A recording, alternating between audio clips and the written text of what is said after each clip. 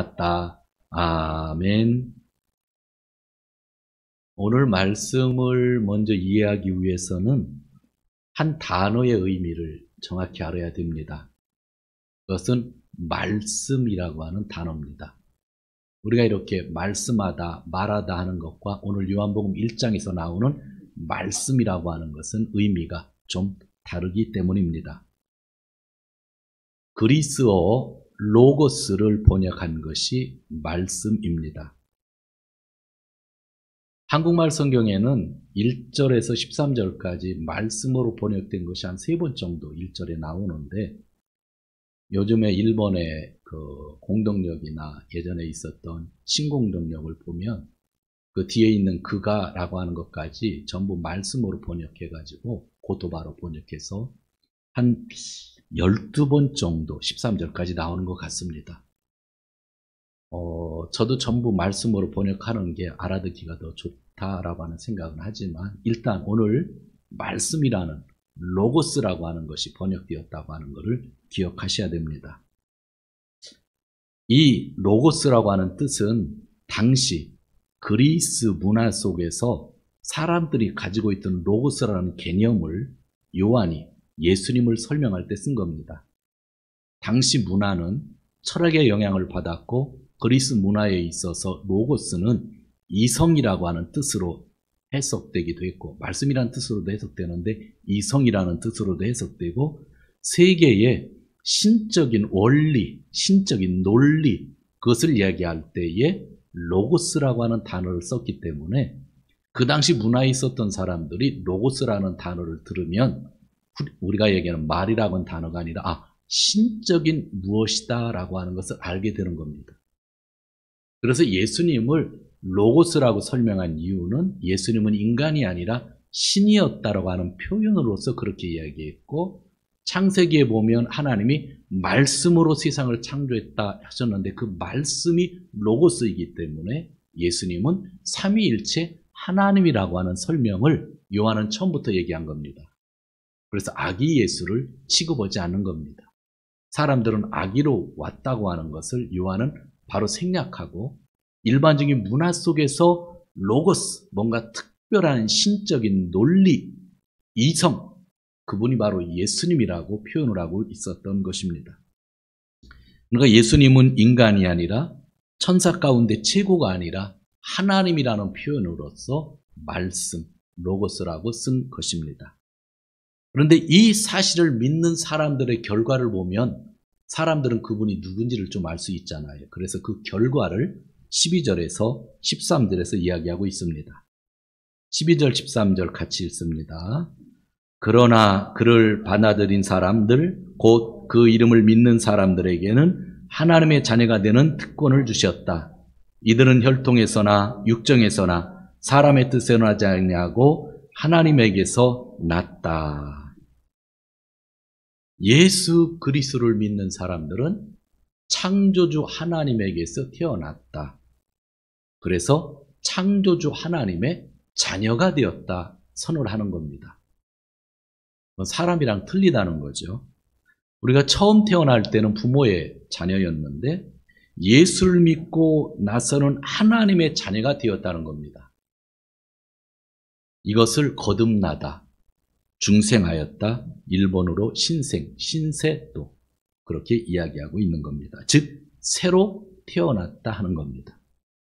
부모에서 태어났는데 하나님의 자녀로 태어났으니까 새로 태어난 건데, 누구를 말미암아? 예수님. 그런데 예수님은 인간으로 오신 분이지만 원래 삼위일체 하나님이셨다라고 하는 겁니다. 그래서 사람들은 내가 하나님의 자녀가 되었다는 것을 믿을 수 있는 것은 삼위일체신 하나님이 이 세상에 말씀으로 오셨기 때문에 믿을 수 있다고 하는 그러한 이야기입니다. 저는 이 말씀을 늘 전하기 때문에 여러분들에게 가끔 그런 얘기를 하잖아요.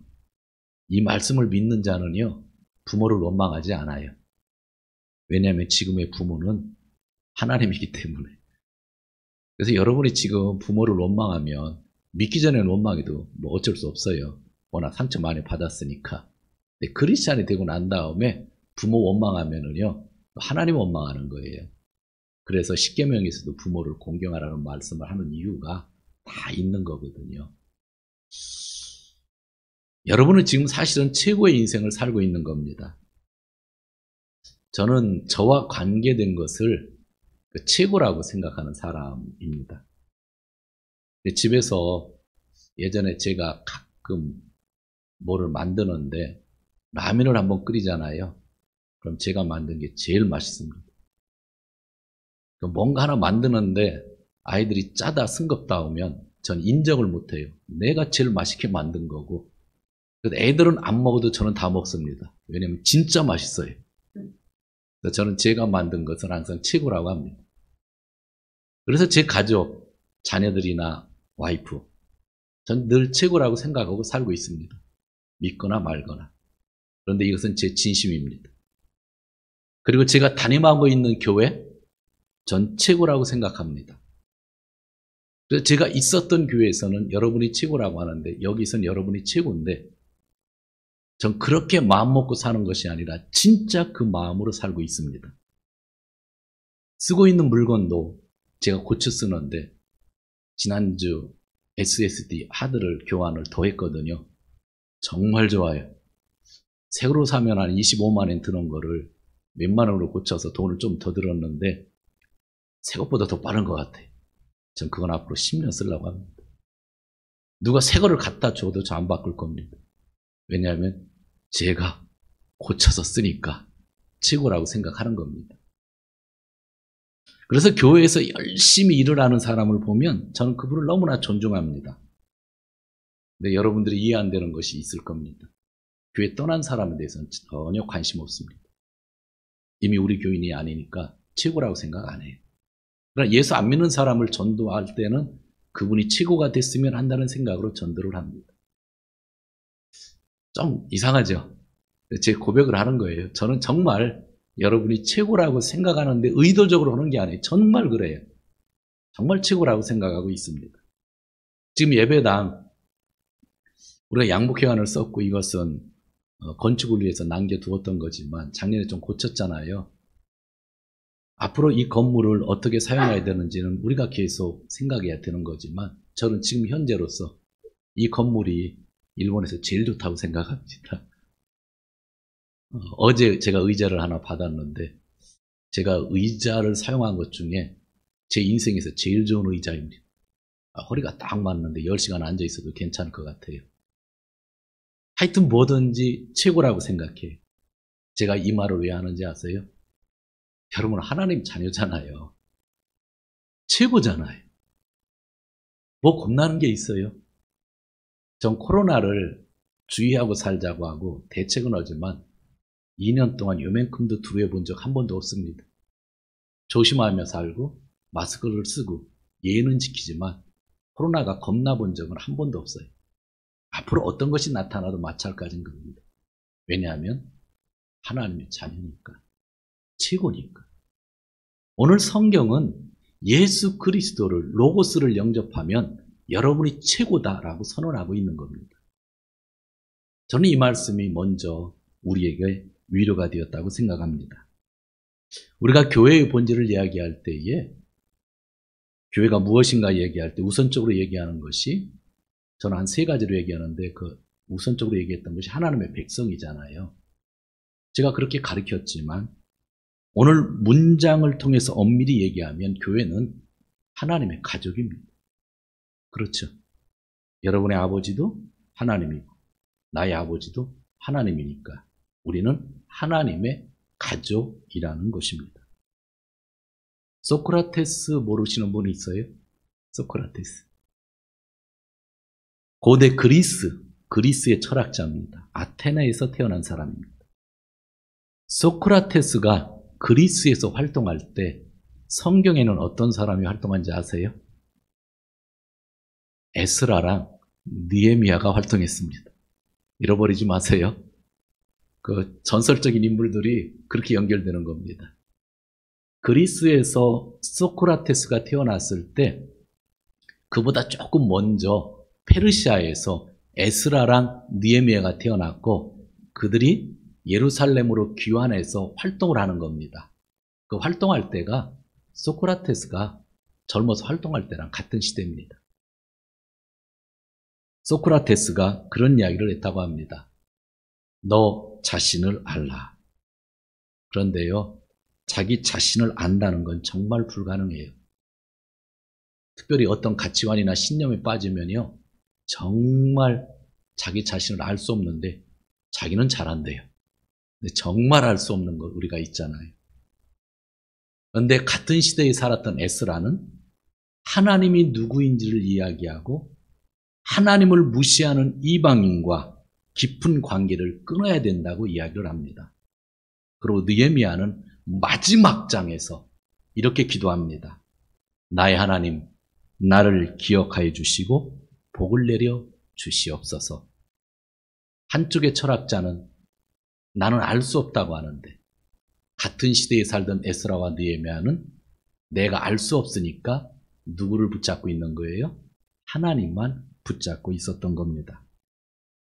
우리가 나 자신을 아는 것보다 더 중요한 것이 있습니다. 그것은 나를 자녀가 되게 하시고 나를 죄와 사망에서 구원하신 예수 그리스도를 아는 겁니다. 그래서 십자가를 고통의 프레임으로 보지 말고 예수가 달리셨다고 하는 그것으로 우리가 마음에 받아들이지 않으면 참된 이해를 할 수 없다고 지난번에도 말씀을 드린 겁니다. 여러분, 이렇게 엄청난 축복을 주신 예수 그리스도를 얼마나 알고 계십니까? 감사하게도 요한복음은 예수님이 누구인지를 정확하게 알려주고 있는데 1절에서 3절을 보니까 말씀으로 표현하면서 그 말씀은 천지창조 때부터 계셨던 말씀 하나님이었다고 선언을 하고 있습니다. 세상 사람들은 예수님을 가르치는 선생님으로 생각을 하고 있습니다. 예수님은 새로운 것을 말씀하셨지만 혁명가가 아닙니다. 예수님은 많은 병을 고치셨지만 의사가 아닙니다. 예수님의 설교는 탁월하셨지만 위대한 설교가가 아닙니다. 예수님은 가난한 사람을 많이 도우셨지만 자선 사학가가 아닙니다. 사랑하는 성도 여러분, 우리가 믿는 예수님은 처음부터 계셨던 삼위일체 하나님이시며 온 우주 만물을 말씀으로 창조하신 분이십니다. 그 예수님을 성경은 증거하고 있는 겁니다. 그것을 우리가 봐야 믿음이 성장하는 겁니다. 우리는 기적을 보잖아요. 그래서 사람들의 기적 안에서 열광을 하잖아요. 예수님은 기적을 베푸셨지만 기적을 통해서 예수님을 보라고 말씀하셨던 겁니다. 그런데 그 예수님이 누군지 그 속성이 참 많은데 오늘 두 가지를 얘기해 줍니다. 그것이 4절인데 4절을 한번 보시기 바랍니다. 같이 읽겠습니다. 그에게서 생명을 얻었으니 그 생명은 사람의 빛이었다. 그에게는 생명이 있고 그에게는 빛이 있는데 그에게서 우리가 생명을 얻었다고 하면 예수님이 생명의 근원이고 그에게서 우리가 빛을 얻었다고 하면 그분이 빛의 근원이라고 하는 겁니다. 오늘 요한복음은 예수님이 로고스이며 말씀하셨던 삼위일체 하나님이신데 그분을 좀 더 자세히 설명할 때 생명의 근원이시고 빛이라고 이야기를 하고 있는 겁니다. 그러면 우리는 그분이 생명의 근원이라는 것에 집중을 하고 성경을 보여야 되는 것이고 그분이 인간을 비추는 빛이라고 하는 것에 주목하고 성경을 보아야만 합니다. 다행히도 요한복음에는 몇 군데서 예수님이 생명이라고 말씀하셨는데 6장 35절에 보면 나는 생명의 빵이다 그랬습니다. 빵을 먹어야만 이 세상에서 살 수 있듯이 생명 대신 예수님을 먹어야만, 즉 예수를 믿어야만 살 수 있다고 하는 이야기를 합니다. 예수님 스스로가 나는 생명인데 나는 빵이다 말씀하셨어요. 그런데 한 군데서 얘기한 게 아니라 또 요한복음 11장에 보면 나는 부활이요 생명이다 그랬습니다. 즉 너희들이 영원히 살 수 있는 것은 내 생명을 가지는 것밖에 없다 말씀하셨죠. 그리고 요한복음 14장에서 나는 길이요 진리요 생명이라고 말씀하셨죠. 정말 너희가 영원한 생명을 얻기 위해서 하나님 나라를 가기 위해서는 내 생명 나를 믿지 아니하고는 그것을 얻을 수 없다 얘기한 거죠. 요한복음에서 1장에서 요한은 예수님이 생명의 근원이라고 말씀하셨는데 예수님은 스스로 활동 중에 내가 생명이라고 이렇게 강조했던 거죠. 그래서 우리가 예수를 믿는다고 하는 것은 생명의 근원을 믿는 것이고 근원을 믿기 때문에 우리는 영원히 살 수 있다고 하는 말씀을 받아들일 수 있는 겁니다. 그리고 예수님은 인간을 비추시는 빛이라고 말씀하셨습니다. 삼위일체 하나님께서 천지 창조 사역을 하실 때 제일 먼저 하신 말씀이 빛이 있어라입니다. 처음의 빛입니다. 이 세상은 어두움과 혼돈의 세상이었는데 빛으로서 이 어둠을 깨고 있었습니다. 창조 질서의 시작은 빛입니다. 빛이 있어야 새로움이 시작됩니다. 빛이 있어야 혼돈이 사라집니다. 빛이 있어야 질서가 잡히는 겁니다. 예수님이 빛으로 오셨기에 우리는 어둠의 실체를 알게 되었고 또 어떻게 사는 것이 빛으로 사는 것인지 알게 되었습니다. 요한복음의 8장에서 예수님이 또 말씀하셨습니다. 나는 세상의 빛이다. 스스로가 이렇게 계속 말씀하고 있는 거죠.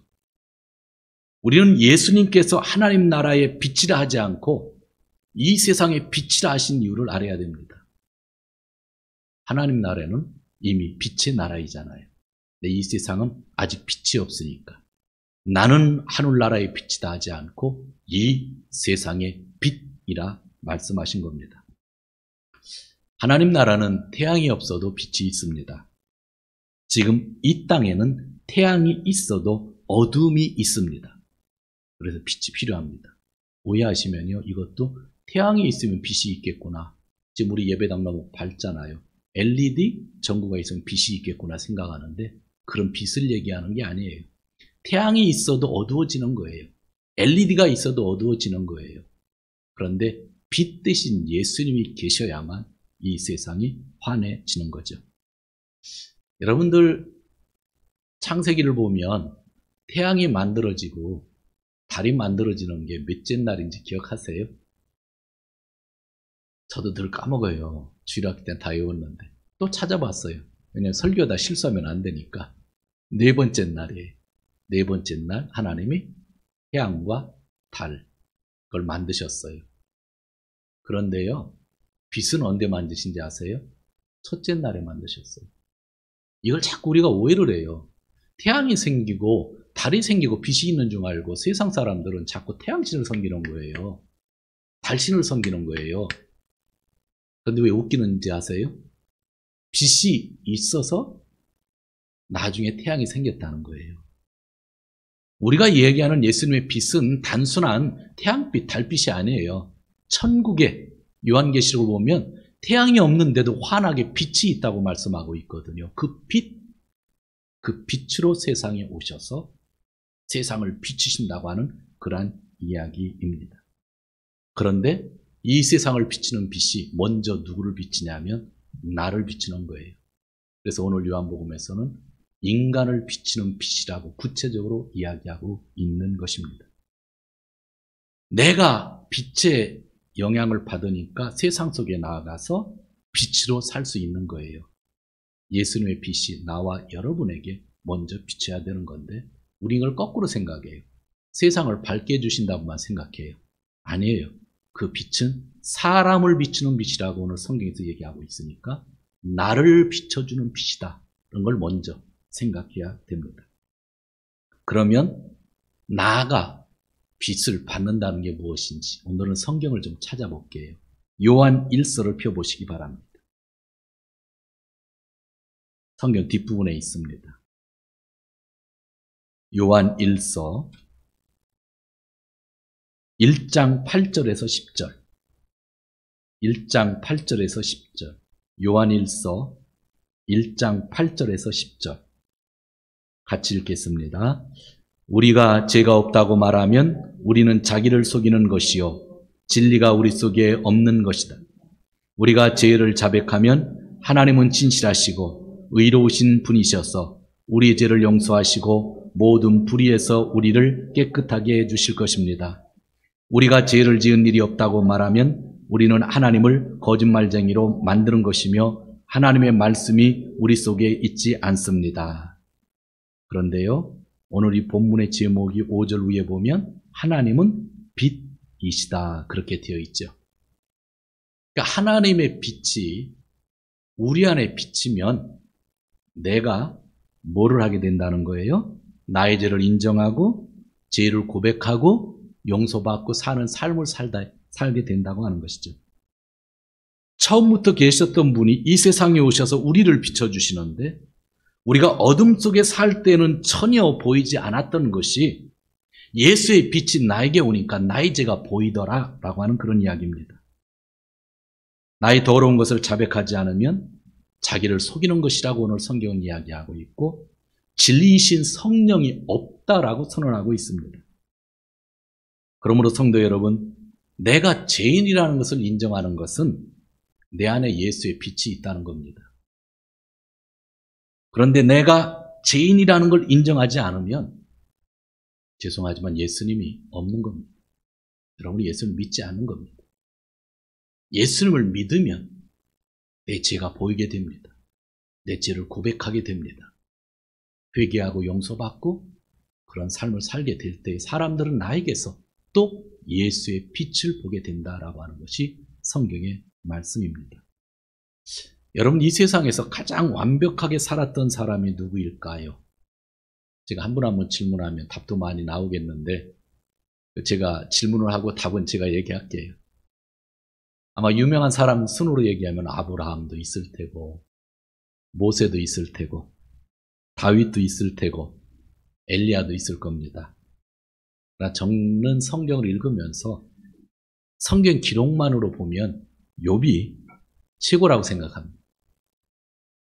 욥은 의롭게 살던 사람이고 친구들이 와서 내 죄값으로 내가 망한다고 할 때도 나는 죄진 게 없고 정말 깨끗하게 살았고 정말 선한 일 많이 했다고 얘기했는데 자기 변명이 아니라 진짜로 그렇게 살았던 사람입니다. 욥은 정말로 모든 것을 나눠주고 의롭게 살았던 사람입니다. 성경을 보면서 욥의 진술이 진실이라는 걸 깨달았을 때는 정말 마음이 훈훈했습니다. 그래서 저는 성경을 보면서 인간으로서 욥처럼 완벽하게 산 사람을 보지 못했습니다. 그러나 하나님의 빛이 그에게 비추어지자 그는 자기의 주장을 거두어드리고 자기가 죄인임을 고백하며 회개의 삶을 살았습니다. 우리보다 수십 배 완벽하게 살았던 그 사람이 나는 세상에서 잘못하고 살지 않았다 한 사람이 하나님이 너는 참 의로운 자라고 인정해 줬던 그 사람이 하나님의 빛을 받자마자 자기 주장을 거둬들이고 나는 죄인입니다 하고 회개했다고 하는 거죠. 정말 빛을 받으면 내가 죄인이라는 걸 깨닫게 되는 겁니다. 그래서 요한 1서에서 나오는 이야기가 그런 이야기죠. 우리 교회가 여러분의 가정이 빛 가운데 있어야 하는 거예요. 그래야 나의 어두움을 고백할 수 있고 진정한 사귐이 살아나는 겁니다. 그때 예수 그리스도의 십자가의 피가 우리의 모든 죄를 깨끗하게 하여 주는 겁니다. 코로나19 때문에 성도님들이 숨으면 안 돼요. 가정에서 예배를 드리시는 분이 있고 예배당에서 예배를 드리시는 분이 있고 병원에서 예배를 드리시는 분이 있고 또 출타 중에 호텔에서 예배를 드리시는 분이 있을 겁니다. 예배에 나와야 됩니다. 핑계하고 예배를 드리지 않는다고 하면 그건 어둠에 들어가는 겁니다. 코로나는 어둠을 가져오는 것 같지만 코로나를 통해서 나는 빛을 받고 있다는 것을 우리는 선언해야 됩니다. 절대로 세상에 있는 것들 핑계 삼지 마십시오. 하나님께 예배 드려야만 되는 겁니다. 그게 빛된 자의 삶입니다. 욥기 마지막에 욥이 먼저 죄를 고백하고 다음으로 친구들을 용서해주고 하나님의 축복을 더 크게 받기 시작할 때에 주위에 있던 사람들과 진정한 사귐을 갖거든요. 그리고 욥기가 끝납니다. 하나님의 빛을 받았을 때에, 죄를 고백했을 때에 거기 안에 진정한 뭐가 생겼다고요? 사귐이 생겼다고. 오늘 요한일서에 나오는 말씀과 똑같은 내용이 욥기에 나오고 있는 겁니다. 마지막 중요한 말씀을 하나 더 드리려고 하는데, 처음부터 말씀으로 이 세상에 오셔서 이 세상을 만드셨던 하나님이 오셔서 생명의 근원으로서 우리 인간을 비추는 빛이 됐다. 제가 말씀을 드렸습니다. 그러나 안타깝게도 사람들이 생명의 근원이신 그 빛을 알아보지 못할 때가 있어요. 오늘 8절을 한번 보시기 바랍니다. 요한복음 1장으로 넘어가서 다시 요한복음 1장 8절 같이 읽습니다. 그 사람은 빛이 아니었다. 그는 그 빛을 증거하러 왔을 따름이다. 누구 얘기냐면 세례 요한 얘기입니다. 예수님이 참 빛인데 사람들은 그 빛을 몰랐다는 거예요. 오늘날도 그 빛을 모르는 사람 너무나 많잖아요. 그리고 누가 빛인 줄 알았다고요? 요한이, 인간이. 이건 우리의 신앙을 아주 확인해주는 중요한 말씀입니다. 아무리 잘하는 사람이 있고 아무리 능력이 있다 할지라도 인간은 인간에 불과합니다. 여러분, 요한은 우리가 생각하는 것 이상으로 대단한 사람입니다. 저는 조금 전에 욥이 가장 완벽하게 산 것 같다고 얘기했는데요. 예수님은 뭐라고 말씀하신지 아세요? 여자로 태어난 사람 중에 세례 요한이 제일 크다고 그랬어요. 제가 욥을 좀 아까 칭찬한 거는 예수님 말씀에 좀 동떨어진 거예요. 예수님은 세례 요한이 제일 크다고 그랬어요. 근데 욥처럼 긴 내용이면 좋겠는데 긴 내용도 없는데 제일 크다고 한 거예요. 그 일에 대해서 여러분 좀 묵상해 보셨어요? 생각해 보셨어요? 사실 그는 유대 땅에서 종교혁명을 일으켰던 자인데 루터도 세례 요한의 신발끈을 풀 수가 없을 정도로 종교적 혁명을 이루었던 사람입니다. 루터는 종교개혁인데 요한은요, 종교혁명을 일으켰던 사람입니다. 성전 중심의 신앙생활에서 성전을 탈피하고 죄를 회개하는 삶 중심으로 이끌었던 사람이 누구예요? 요한입니다. 그는 성전 중심의 삶이 익숙했던 제사장의 아들입니다. 본인도 제사장으로 살면서 물질과 권력을 가질 수 있는 사람이었습니다. 20살부터 제사장이 될 수 있는데 지금 30살이 됐는데 광야에 있다는 것은 그도 제사장이라는 뜻이에요. 그러나 그가 성전을 떠나 제사장의 직무를 떠나 광야에서 사역을 했습니다. 여러분, 성전에서 소나 양, 비둘기 같은 것으로 속죄 제물을 드려야 했어요. 누구나. 여러 가지 배상 제물을 드려야 죄가 사해진다고 믿고 있는 사람들. 그게 전 국민입니다. 한두 명이 아니에요. 100%가 그렇게 믿고 있습니다. 그리고 제사장과 율법학자들은 그것이 진실이라고 성경 말씀을 통해서 가르치고 있었습니다. 율법이었죠.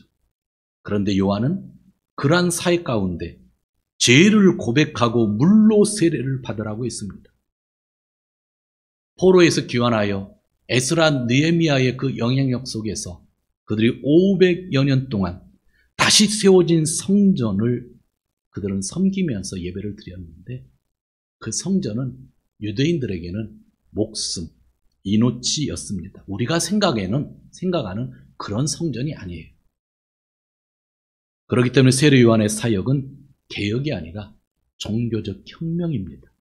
이 짧은 구절 안에 그 의미가 있는 거기 때문에 이 혁명을 일으킬 수 있는 사람은 요한밖에 없었다고 예수님이 말씀하고 있는 겁니다.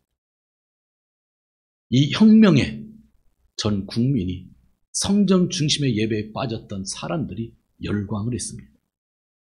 그래서 오늘 말씀에는 예수님과 비교의 대상으로 누가 나오는 거예요? 세례 요한이 나오는 거예요. 예수님과 비교의 대상으로 모세도 나온 적이 없고 아브라함도 나온 적이 없고 엘리야도 나온 적이 없어요. 예수님의 비교 대상으로서 오직 한 사람이 언급됐는데 그가 세일의 요한이었어요. 그 요한을 예수님이 여자가 난 사람 중에 제일 큰 자라고 분명히 하여 주셨잖아요. 그러나 오늘 성경이 이야기하는 것 뭔지 아세요? 그 세례 요한이 빛이 아니었다. 그 말은 이 세상에 세례 요한 다음에 태어난 사람이든 세례 요한 이전에 태어난 사람이든 당연히 빛이 될 수 없다는 얘기입니다. 그런데 인간 세상은 자꾸 사람을 우상으로 만들고 빛으로 만들어가고 스스로 내가 빛이라고 강조하고 성경을 해석하는 사람들이 나타납니다. 여러분, 사람은 절대로 빛이 아닙니다. 신유의 능력이 있어서 사람들을 많이 고쳤다고 합니다. 지난주에 어느 세계에서 제일 유명한 목사님이 돌아가셨는데 병에서 사람을 가장 많이 고친 목사님 중에 한 분이실 겁니다. 그런데 분명한 것은 이 교회 앞에 최신병원이 있는데 최신병원이 그분보다 병을 그동안 더 많이 고쳤습니다. 여러분, 인간의 한계를 모르세요? 내가 여기서 암 환자를 고쳤다 할지라도 그날 하나님의 특별한 은혜 속에서 나에게 신유의 능력이 나타났다 할지라도 최신병원에서 더 많이 고쳤다는 거 모르세요? 여기에는 여기 의미가 있는 거예요. 하나님을 정말 살아계신 하나님을 믿기 위한 하나의 간증이 있는 거지. 여기는 목사가 신유의 능력이 아무리 많다 할지라도 인간은 인간, 죽는 사람, 빛이 아니라는 거예요. 그것이 성경에서 이야기하고 있는 거예요.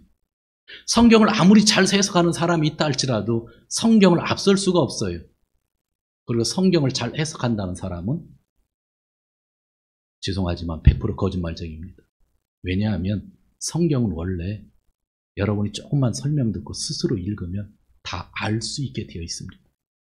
하나님의 말씀을 주실 때 누구나 읽어도 알 수 있게 주신 건데 우리가 그동안 잘못된 번역을 쓴다든지 성경을 읽지 않았기 때문에 조금만 도움만 받으면 읽으면 이해될 거를 노력을 안 했기 때문에 모르는 거지.